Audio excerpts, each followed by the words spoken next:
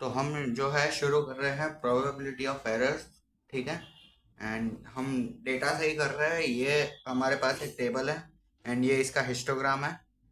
ठीक है, आप देख सकते हैं मैंने जैसे 99.7 का 1 है तो हमने 1 पे एक मार्क किया है। सिमिलरली हर एक के रिस्पेक्ट में हमने एक हिस्टोग्राम का बार बनाया है। ओके। एंड इन ये साइड नंबर ऑफ रीडिंग्स बताती है, ये साइड वोल्टेज रीडिंग बताती है। मतलब ये टेबल क्या कहता है कि ये रीडिंग इतनी बार दिखाई गई, ये रीडिंग इतनी बार दिखाई गई, ये रीडिंग इतनी बार दिखाई गई, ये वैल्यू इतनी बार दिखाई गई, ये वैल्यू इतनी बार दिखाई गई। एंड नंबर ऑफ रीडिंग्स का टोटल 50 होता है। मतलब हमने 50 रीडिंग ली, जिसमें से एक रीडिंग थी 100.3, 3 रीडिंग थी 100.2, 10 रीडिंग थी 100.1, ऐसा। ठीक है। एंड ये हमने इसका हिस्टोग्राम बनाया। क्योंकि जगह कम है इसलिए मैं इसको अभी इरेज करने वाला हूँ। ठीक है। एंड हम इसी से ही काम चलाएंगे और हम आगे बढ़ते हैं। अभी हमारे पास एक हिस्टोग्राम है जो हमने टेबल बनाया था, उसके रिस्पेक्ट में हमने ये बनाया है। ठीक है। ये शो करता है the frequency of occurrence of the 50 voltage reading. जो हमने 50 वोल्टेज रीडिंग्स ली थी उसका ये फ्रीक्वेंसी ऑफ अकरेंस शो करता है। ठीक है, मैं लिख लेता हूँ। ठीक है। अब मैं क्या करता हूँ, मैं एक कर्व बनाता हूँ इस पे, जो कि ये सारी वैल्यूज को कवर करता जाएगा। एंड एंड में ये एक चीज डिटरमाइन करेगा या फिर एक चीज दिखाएगा, वो मैं आपको समझाता हूँ। तो मैंने कर्व यहाँ से बनाना शुरू किया। एक सेकेंड। हाँ। ठीक है। मैं ब्रोकन लाइंस बता रहा हूँ जिससे आपको अलग दिखे थोड़ा और पता चले कि ये कर्व है।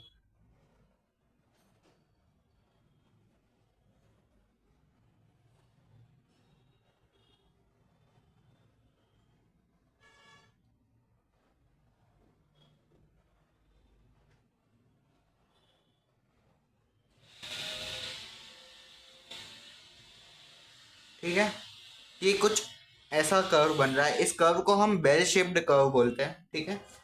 एंड ये कर्व क्या रिप्रेजेंट करता है, limiting case of histogram when a large number of readings at small intervals और स्मॉल इंक्रीमेंट्स आर टेकन। ठीक है।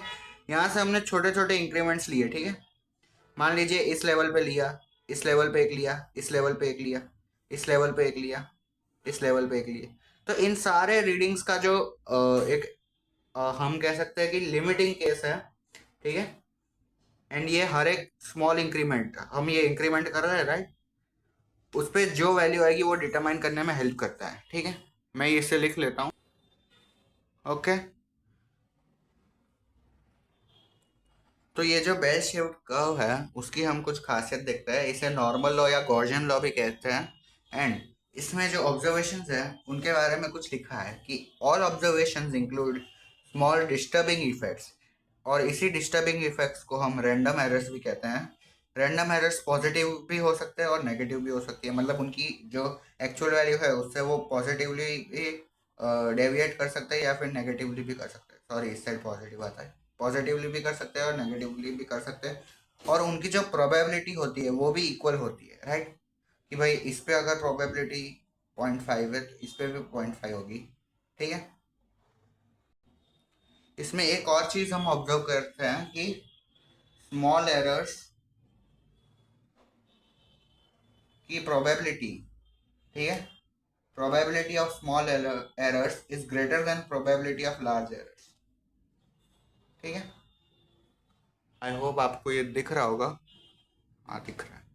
चलिए, अब हम करते हैं टॉपिक प्रोबेबिलिटी ऑफ एरर्स में प्रोबेबल एरर आर को फाइंड करने के फॉर्मूला को। एंड ये एक नॉर्मल लॉ का कर्व है। ठीक है। यहाँ पे जो ये शेडेड पोर्शन है राइट, ये जो आप ब्लैक कलर में देख पा रहे हो शेडेड पोर्शन, ये क्या बताता है कि ये रीजन ऑफ प्रोबेबल एरर्स है। ठीक है। जिसमें आर की वैल्यू दी गई है -r और +r। ये बीच का जो वैल्यू है उससे कितना डेविएट कर रहा है दोनों तरफ। एंड उसको हम ±0.6745 सिग्मा या फिर स्टैंडर्ड डेविएशन से डिनोट करते हैं। अब तुम लोग सोचे होंगे ये 0.6745 क्या है। तो ये स्टैंडर्ड एक मतलब एक्सेप्टेड एक वैल्यू है जिससे मल्टीप्लाई करने से हमें एक इजी वैल्यू मिलती है या फिर एक मोर स्पेसिफिक वैल्यू मिलती है, जिसको हम mostly it covers and it determines it helps in determining easily the value of R, ठीक है।